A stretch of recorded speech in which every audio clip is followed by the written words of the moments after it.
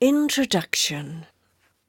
Never just a figurehead, always a driving force. His Royal Highness Prince Philip, Duke of Edinburgh, has relished every challenge in his illustrious life. Naturally robust, earthy, and at heart a true egalitarian, he is half of one of the most celebrated and enduring partnerships of modern times. The longest-serving consort to a British monarch in history, his support for his wife and sovereign, Queen Elizabeth II, is unwavering. Never one to express her emotions in public or share too freely her innermost private feelings. On the 20th of November 1997, at a lunch at Banqueting House, the Queen made a notable exception. It was their golden wedding anniversary, and before 300 guests, she paid a touching public tribute to her husband for his constant love and companionship.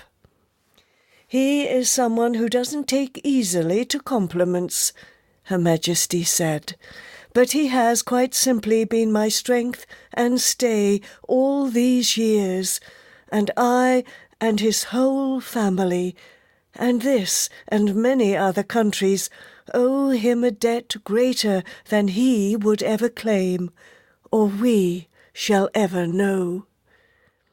There was a joke, too, about Philip's tendency to express his views in a forthright manner, but as tributes go, it is one that the Duke accepted with some ease, for it was a true reflection of the role he has carved for himself ever since his wife became Queen. Steadfast support is what he set out to give her, and he has achieved it with aplomb. Perhaps the satirists and critics will look at the gaffes and crotchety outbursts, but to reduce this truly remarkable man to such a caricature would be a gross misrepresentation of one of life's great characters. He is a tireless supporter of charity, of industry, of the arts and education, with more than 800 patronages, all wanting a little bit of him. He also champions young people, sport and innovation. For years he has shared the undoubted burden of the monarch while never upstaging her, providing reassurance and salient advice while never overstepping his essentially subordinate role while on official duty. It is an unforgiving position, a challenge for any man, but one he has always met with characteristic gusto. The Queen's father, King George VI, spoke prophetically when he told a guest on Princess Elizabeth's and Philip's wedding day in 1947, "I wonder if Philip knows what he's taking on. One day Lilibet will be queen and he will be consort.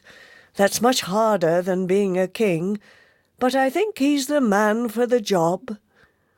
Throughout his long, illustrious, and extraordinary life, Philip has certainly lived up to the king's expectations. He has certainly been the man for the job. Prince Philip's childhood was far from conventional. A great-great-grandson of Queen Victoria, he was born a Greek prince at the family's Regency Villa, Monrepos, on the island of Corfu, on the 10th of June, 1921. The son of a prince of Greece and Denmark, his paternal family was of Danish descent, as Andrea, Greek for Andrew, was the grandson of King Christian IX of Denmark. His mother was Princess Alice of Battenberg, the eldest child of Prince Louis of Battenberg and sister of Earl Mountbatten of Burma. When his mother Alice went into labour, the doctor took her to the dining-room table, which he deemed the most suitable place in the house to give birth. The baby was registered in nearby Corfu town under the name of Philippus, Greek for Philip.